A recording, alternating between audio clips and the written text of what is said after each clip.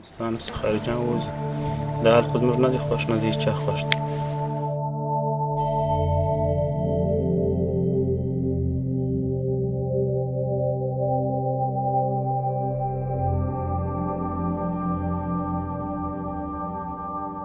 And only after the Taliban refused to turn over Osama bin Laden, we sent our troops into Afghanistan. The Congressional Research Service estimates that we have now spent or committed $300 billion, and that's only the money for which we can account.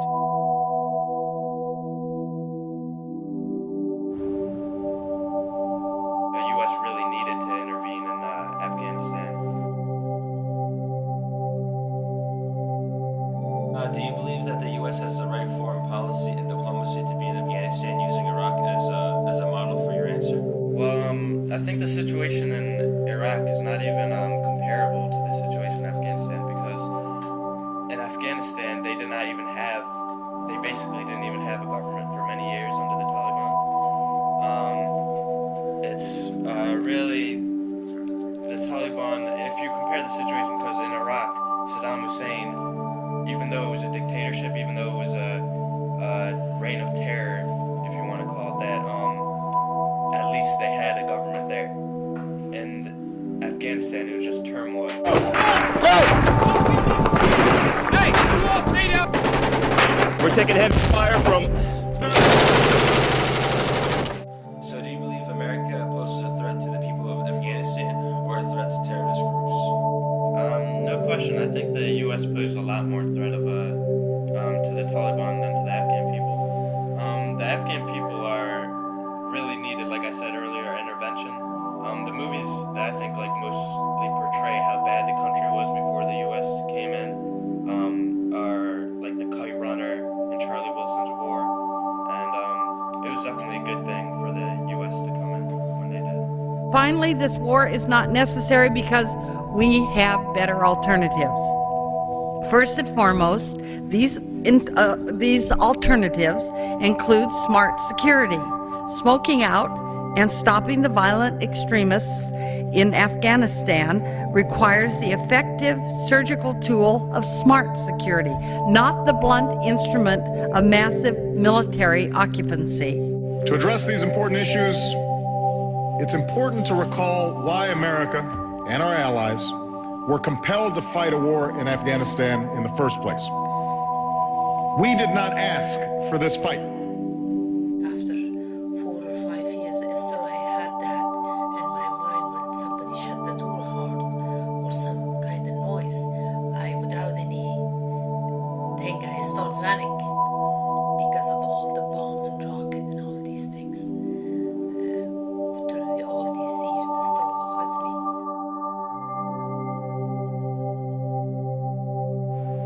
Afghanistan should be clean.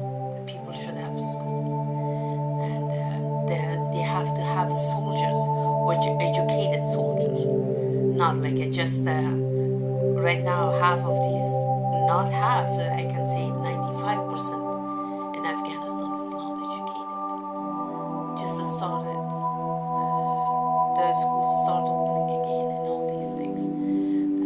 Right now, if you say, oh, you wanted to United States and Afghanistan or not, it's not nobody's choice. Yes, they have to, even though nobody wants to.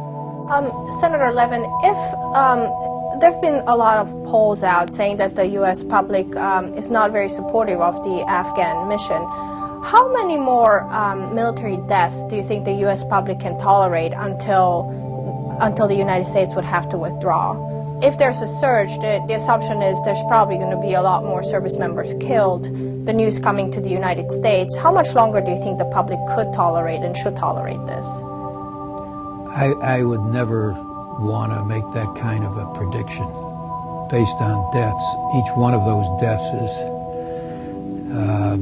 significant, and I would never make a prediction like that. The president is making a critically important decision for the security of this country. He has taken the needed time to do it. Our new commander in Afghanistan, General McChrystal, has reported that the security situation is more serious than he anticipated. In short, the status quo is not sustainable. As cadets, you volunteered for service during this time of danger. Some of you fought in Afghanistan. Some of you will deploy there.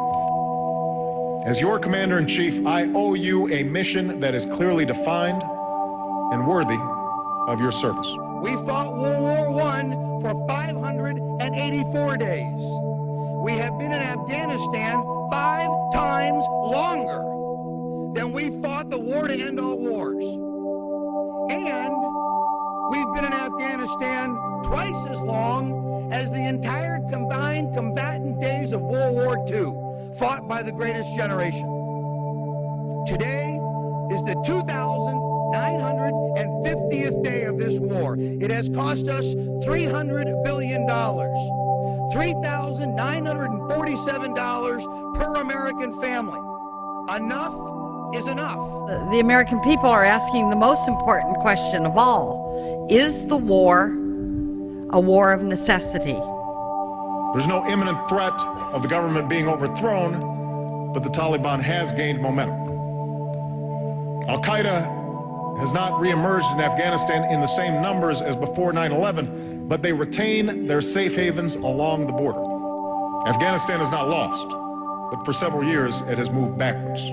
I'm Afghan, and then I'm... Obama's upset? Yeah, because he's not from Afghanistan. So that's why you don't want America in Afghanistan? America, Afghanistan, not Obama. Obama is upset, really upset and wins. Okay, thank you for the interview. No problem. This review is now complete.